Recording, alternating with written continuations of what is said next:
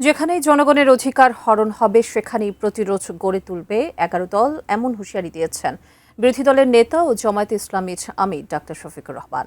জুলাই অভ্যুত্থানের দ্বিতীয় বার্ষিকীতে ১১ দল আয়োজিত গণসমাবেশে এমন হুঁশিয়ারি দেন তিনি। এ সময় শিক্ষাঙ্গনে নতুন ইউনিফর্মে ফ্যাসিবাদ ঢুকে পড়ার পায়তারা করছে বলে মন্তব্য করেন তিনি। বুধবার বায়তুল মোকাররম দক্ষিণ গেটে জুলাই অভ্যুত্থানের দ্বিতীয় বার্ষিকীতে ১১ দল আয়োজন করে গণসমাবেশ। বৃষ্টি উপেক্ষা করে সকাল থেকে ১১ দলের নেতাকর্মীরা আসতে শুরু করেন সমাবেশস্থলে। বক্তব্যে নেতারা বলেন, সরকার ক্ষমতার লোভে দেশের মানুষের আকাঙ্ক্ষার সঙ্গে বেইমানি করলে রাজপথে তার মোকাবেলা করা হবে। তারেক রহমান ক্ষমতায় থাকবে না, পতন শুরু হয়ে গিয়েছে, কোনো নেগোসিয়েশন হবে না। যদি সেই রক্তের সঙ্গে গাদ্দারি করা হয়, আমরা রক্তের সম্মান রক্ষা করার শপথ গ্রহণ করতে চাই। গ্যাস ও বিদ্যুৎ সংকটে জনদুর্ভোগের কথা তুলে ধরেন এলডিপির চেয়ারম্যান অলি আহমেদ। বলেন, এসব সমাধান না করে বিএনপির হকাররা রাজপথ দখলে নিয়েছে।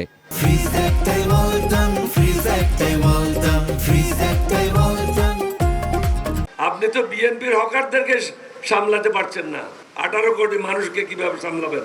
আগে ঢাকাটা পরিষ্কার করেন, তারপরে বুঝবো আপনি সত্যিকার অর্থে বাংলাদেশের মানুষের মঙ্গলের জন্য এসেছেন। বিরোধী দলের নেতা ও জামায়াতে ইসলামের আমির ডাক্তার শফিকুর রহমান বলেন, সরকারের কারণে অভ্যুত্থানের অর্জন চোরাবালিতে হারিয়ে যাচ্ছে।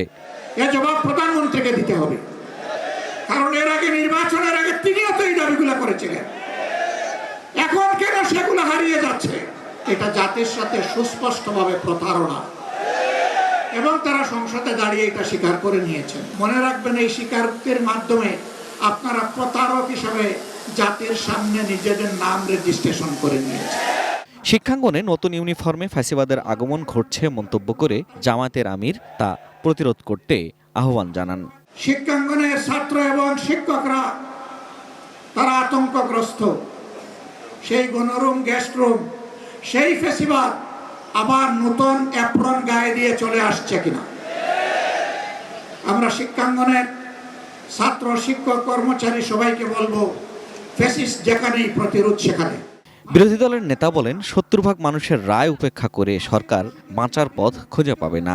জীবন দিয়ে হলেও গণভোটের রায়কে রক্ষা করবে জনগণ।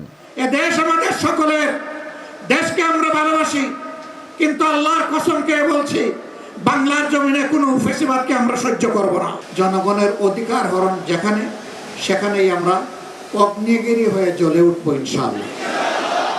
Ferdous Rahman, ATN news, Dhaka.